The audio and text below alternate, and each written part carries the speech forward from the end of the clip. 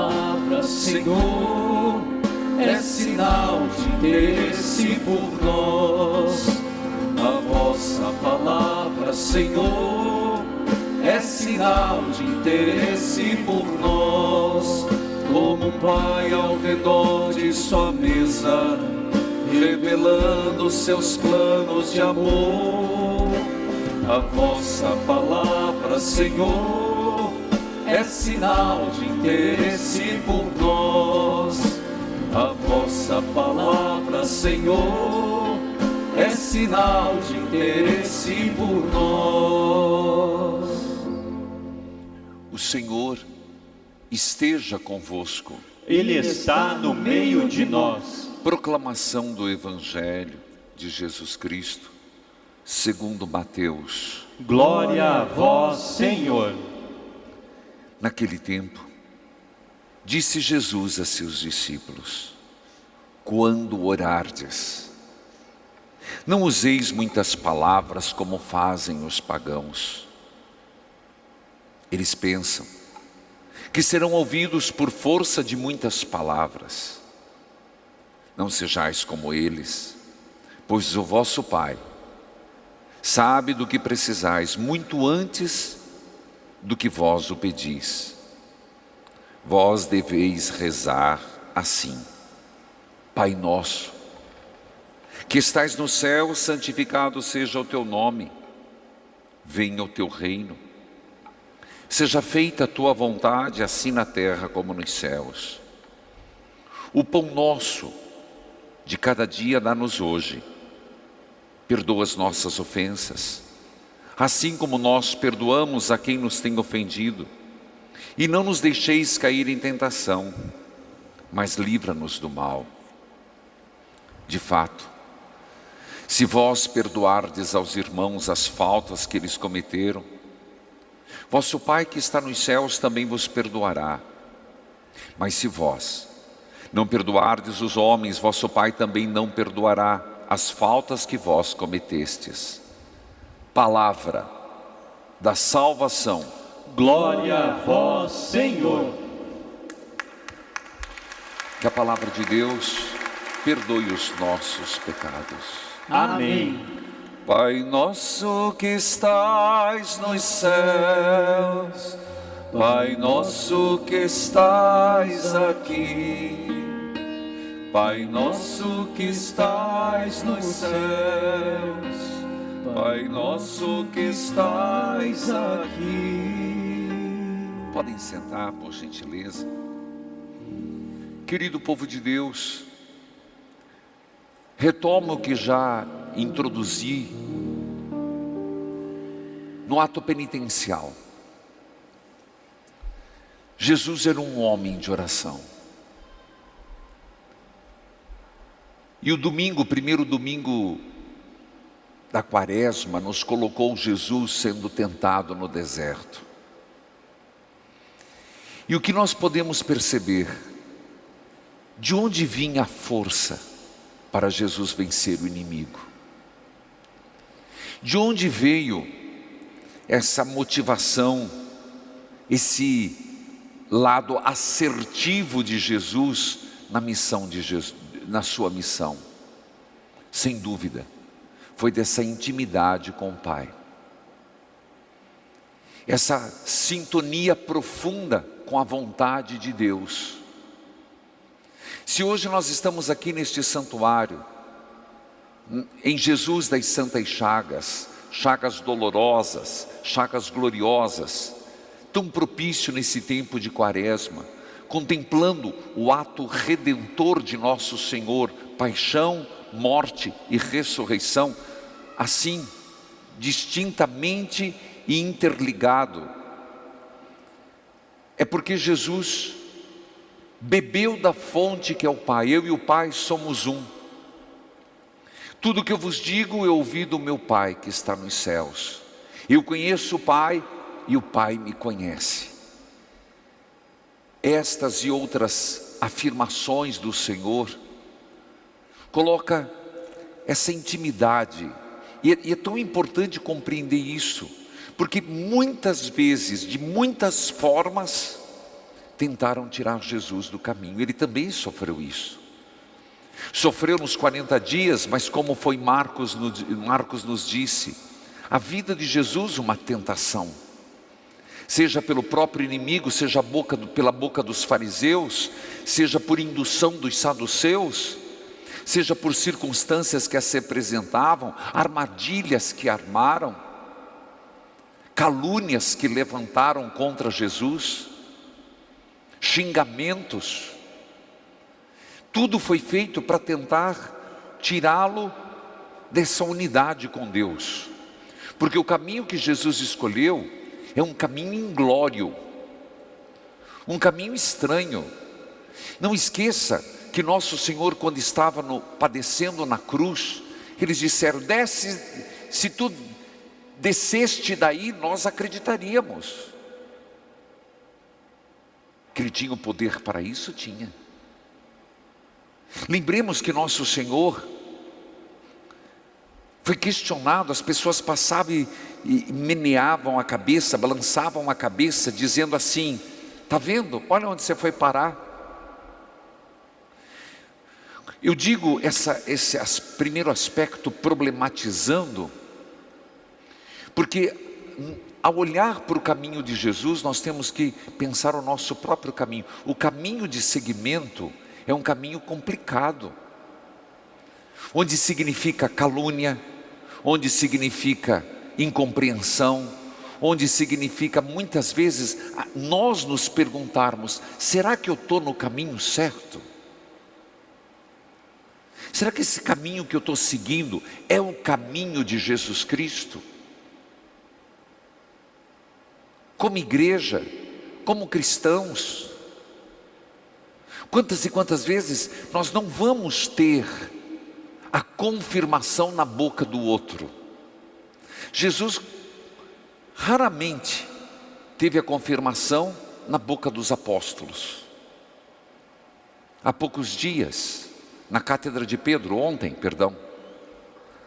tu és Jeremias, tu és Elias, tu és um dos profetas. Foi então que Deus interviu e falou: tu és o Filho de Deus. Mas precisou de uma intervenção na vida de Pedro. O caminho de intimidade com Deus, um abandonar-se em Deus, é um caminho solitário. É um caminho de solidão. Porque acredite no que eu estou dizendo, às vezes as pessoas que estão próximas de você, aquelas que estiveram próximas do Cristo, não o compreenderam. Não quero desfazer, mas os próprios familiares de Jesus foram atrás dele para levá-lo, porque achavam que ele estava louco. É um caminho solitário. Então onde que Jesus pegou a sua bússola? Onde que ele pôde direcionar? É onde eu e você temos que ir. Não estou falando de outra coisa, mas quantas vezes nós vivemos uma encruzilhada? Não é para ir para encruzilhada, mas nós nos vivemos numa encruzilhada. É por aqui ou é por aqui? A vida em Deus é solitária dos outros, mas em Deus não é solitária, é presença. Por isso Jesus era um homem de oração. Eu vejo o Papa Francisco, o caminho dele é solidão. Ele desejou não viver num apartamento pontifical, onde geralmente se mora, e desejou ir para a casa de Santa Marta, porque ele disse, se a gente lembrar um determinado momento, que ele não conseguiria pensar ele viver sozinho. Foi esse o argumento. Depois falaram um monte de coisa, que ele seria envenenado, nada a ver. Ele disse: na minha forma de viver, eu quero viver com pessoas, mas mesmo estando na casa de Santa Marta, com vários, é um caminho profundo de solidão. E em graus distintos, a vida de um arcebispo é solidão. A vida de um padre é solidão. E a vida de um cristão é solidão. Entende que eu estou falando a palavra solidão? Solidão de compreensão, solidão no discipulado de Jesus. Temos a igreja é um pouco quando nós estamos aqui reunidos, nós nos fortalecemos um no outro, nos fortalecemos na mesma fé, mas é uma resposta individualizada, é uma resposta tua com Deus. Jesus viveu isso muitas e muitas vezes. Por isso o texto diz que ele estava rodeado de pessoas. Depois de muitas curas, se retirou para rezar, foi se orientar. Depois da multiplicação dos pães, depois de um dia cheio de milagres em Cafarnaum, ele se retirou para rezar. Ah, meus irmãos, mais do que falar do Pai Nosso, e poderei falá-lo, mas é entender essa mística do Cristo, em nos perguntar: cadê a minha vida de oração?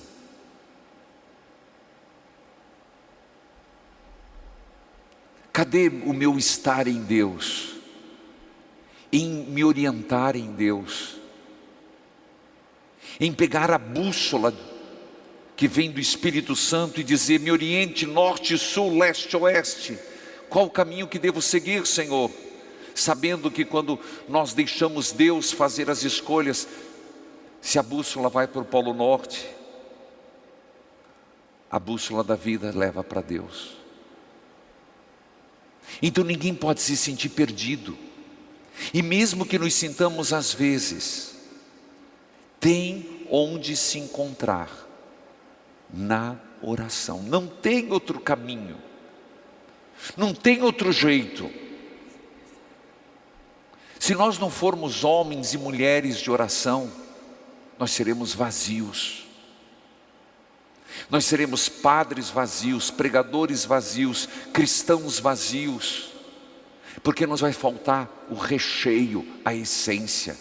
Nós vamos ter uma boa cobertura de bolo, até aquela horrorosa, eu não gosto, aquele glacê americano, eu não sei o nome daquilo lá não. Aquela é uma pasta horrorosa, cheia de açúcar. Mas vai ser aquilo, doce por fora,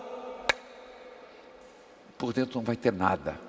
Vai ser bolo de enfeite, aqueles bolos que se encomenda, que às vezes já passei tanta vergonha, achava que é e não é, ou que não era e era, tacar o dedão para ver. Aqueles bolos que se aluga de casamento, sabe o que eu estou falando, né? Não podemos ser assim. Bolo alugado de casamento, sem massa, não é isso que Deus quer. Desculpa as comparações, mas é que por comparação a pessoa entende. Jesus era um homem de oração. Por isso que ele vai dizer: vocês querem rezar? Não é na palavra. Não é que o Senhor está dizendo que alguns interpretam aqui, está vendo? Esses pregadores que ficam levando a gente, não é isso que o Senhor está falando. Precisamos às vezes ter momentos fortes de intercessão, eu conduzo a isso, onde você fala com Deus. Se Deus te dá o dom de rezar em línguas, que o faça, e é bom. Não é isso que o Senhor está criticando. Ele está falando de uma oração que são palavras ditas sem sentido. Você pode rezar um Pai Nosso sem sentido, você pode rezar uma Ave Maria sem sentido. O que o Senhor está criticando aqui é quando a gente não eleva a alma em Deus, quando você não foca em Deus, essa didática profunda de iluminar, abrir a mente, aonde Deus vai soprando, Deus vai dialogando, Deus vai conversando, e a gente termina a oração, não que não valha, toda oração vale, até a mal rezada. Deus é capaz de consertar tudo, eu creio nisso. Até uma Ave Maria que às vezes a gente reza meio desconcentrado. Já falei para vocês, quando eu ia rezar o terço, eu tinha pavor. Por quê? Porque eu tinha comigo que eu tinha que rezar as 50 Ave Marias super contrito. E teve uma fase que eu começava a Ave Maria cheia de graça, eu pensava uma coisa e voltava. Não valeu essa. Eu nunca terminava o terço. Aí eu parei de rezar. Não que eu seja modelo de oração, por amor de Deus. Sabe Deus os meus pecados. Mas hoje eu não volto, eu continuo. Eu sei que Deus vai consertar. Mas a pergunta hoje: como é que é a nossa intimidade com Jesus? Sabemos o que significou a intimidade dele. Não é na palavra, é na elevação da alma, é no pensamento. E ali sim, os santos falam dos 5 sentidos. Eu preguei o retiro, e me perdoe, goste, quem não goste, paciência. Eu indico o capítulo 7. O capítulo 7 do livro As Muralhas. Já trouxe aqui. Está aqui. Onde o capítulo 7 falando sobre... Deixa eu achar aqui o título. Depois de falar sobre intimidade com Deus, no capítulo 7, as 7 voltas em torno da muralha, louvando, clamando e confiando em Deus. Eu faço questão de colocar lá, se não tem a importância de uma proximidade com Deus, técnicas de como rezar. Por isso eu poderia ficar a homilia agora inteira falando, mas já está escrito. O que eu faço é reforçar o Evangelho, como que os santos faziam, como quando Santa Teresinha do Menino Jesus, a distração atrapalhou a vida dela. Coloquei ali, leia, eu não escrevo para outro objetivo a não ser, capítulo 7, quando Santa Teresinha tinha uma senhora de idade, uma freira de idade, ela tinha um terço, não é como o meu de madeira, era um terço de vidro, e aquilo perturbava, que ficava na mão dela, e ela do lado. Como que ela fazia? Era um colocar-se diante de Deus. Santa Teresa fala a mesma coisa. É lembrar que eu estou numa cadeira e tem uma cadeira vazia na minha frente, e toda vez eu dizer: Senhor, Tu estás aqui, eu estou na Tua presença. Se colocar na presença do divino. Quando nosso Senhor vai chamar Pai Nosso que estás no céu, santificado seja o Teu nome, Jesus certamente não tinha cadeira, mas Ele lá no deserto, Ele toda vez colocava: o Pai está aqui comigo, Deus está aqui comigo. Se nós não nos cuidarmos, meus irmãos, nós ficamos vazios, angustiados, nós ficamos sem orientação. E depois nesse mesmo capítulo, eu convido que você hoje retome mais uma vez o Pai Nosso, as 7 petições. Pai Nosso que estais no céu, que você na sua casa, santificado seja o Teu nome, leia e depois medite. É um exercício. O que quer dizer santificado seja o Teu nome?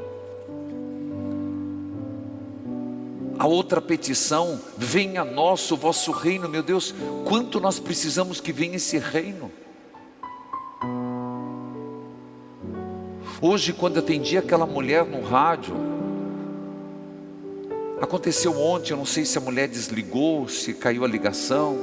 Hoje um outro caso, uma mulher, 2 filhos, um de 40, um de 33, drogas. De ver, por exemplo, ela disse: eu cheguei a tentar me matar, pensei em colocar veneno para mim e para meus 2 filhos, para a gente acabar com esse sofrimento. De ver traficante entrar dentro de casa, roubar a mudança, como ela disse, as roupas. Isso é o reino de Deus? santificado seja, venha a nossa, seja feita a tua vontade, assim na terra como no céu. Meu Deus, como está longe a vontade de Deus na terra. Como está longe a vontade de Deus nas relações, na própria sociedade, nas questões econômicas, também na vida da igreja. Não estamos no ideal, não. Deus pensa muito maior. Pegar um Pai Nosso, você fala, eu não sei o que meditar. Eis o Pai Nosso. A segunda parte das petições, depois de Deus pedir para Deus fazer a sua vontade na terra, no céu Ele faz, porque todos lhe são obedientes. Na terra, tadinho de Deus, ô filho desmiolado que nós somos, ô cabeça dura. O pão nosso que de cada dia nos dai hoje, nosso, né? Não é meu. E aí por diante, o pão nosso para todos. Quando tantos estão com panela vazia, com fome, como é que fica? Perdoai as nossas ofensas, assim como nós perdoamos a quem nos tem ofendido. Só isso aqui, meus irmãos, seria suficiente para a gente fazer um retiro nessa quaresma. Talvez pegar um Pai Nosso. Você está em casa, pessoas de oração, tudo bem, reza o Pai Nosso inteiro, mas quer meditar, pega uma frase, pega uma elevação, uma fagulha de luz. Perdoai as nossas ofensas, assim como eu perdoo os outros. Não nos deixeis cair em tentação, livra-nos do mal. Você percebe como nós podemos ser homens e mulheres de oração? É verdade, o Pai Nosso não é só uma fórmula, muito mais do que isso. Não é só um modelo de oração, é um modelo de vida. São Francisco de Assis foi com os seus passar uma tarde de retiro. Ele fazia isso lá em Assis. E foi quando eles decidiram que cada Pai Nosso rezado colocaria uma pedra no capucho. Capucho é a touca aqui. Os frades orgulhosos, não, coitados, chegaram, acharam que ia impressionar com muitas pedras. Quantos Pai Nossos rezaram? Ele tinha uma bem pequenininha. Ele falou, nem peguei, porque eu fiquei o tempo todo mergulhado no Pai, na palavra Pai. Isso nos faz ser mais contemplativos. São Policarpo se celebra hoje, é memória. Ele é chamado dos padres apostólicos. Por que apostólicos? Porque ele é concomitante aos apóstolos. Ele estava vivo quando os apóstolos estavam vivos. Tanto que existe uma carta que ele escreve à comunidade de Filipos. E quem retrata muito da vida de São Policarpo é Santo Irineu, do ano 155, que foi a morte de São Policarpo. Diz que ele teve vários colóquios com João, o evangelista, que bênção. E na carta que resta de São Policarpo a Filipos, exorta a vida de intimidade, de santidade, de oração. E claro, ele foi a Roma, porque já começava a se distanciar o Oriente do Ocidente sobre a Páscoa, mas falando sobre a campanha da fraternidade que estamos vivendo, sobre o diálogo, ecumenismo. Oh, coisa boa. O Papa, eles celebraram juntos, apesar da divergência de datas sobre a Páscoa. Até hoje existe. Nós celebramos numa data, eles celebram noutra. São Policarpo era um homem de oração. Tanto que ele morreu muito idoso, mas um homem que, quando foi colocado em teste e pedido que ele renunciasse ao Cristo, ele falou: como? Há 86 anos, morreu com 86 anos, eu sirvo a esse homem, como que eu vou renunciá-lo? E aí, ele queria que ele renunciasse sobre o tesouro de César. Ele perguntou: quem é César? Quando quiseram queimá-lo, queriam amarrá-lo. Não, ele disse: não precisa.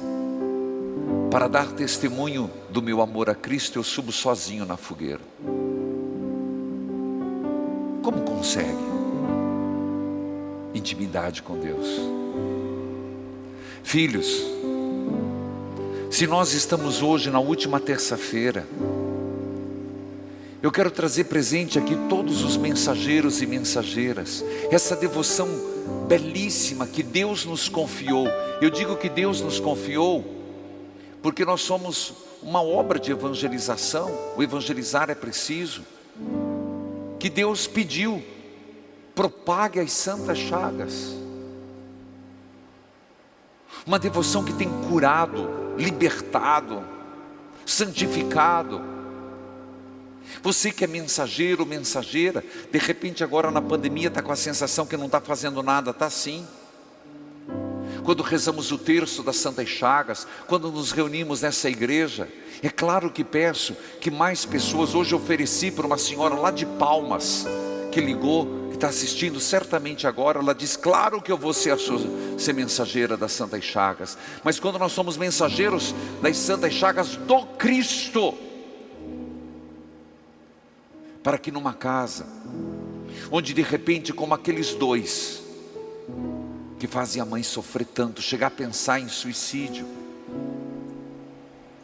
a mãe possa encontrar nas chagas do Cristo um lugar para se esconder, para repousar, para quando se falar, e isso ajude a divulgar essa chaga, essa devoção do Cristo Jesus.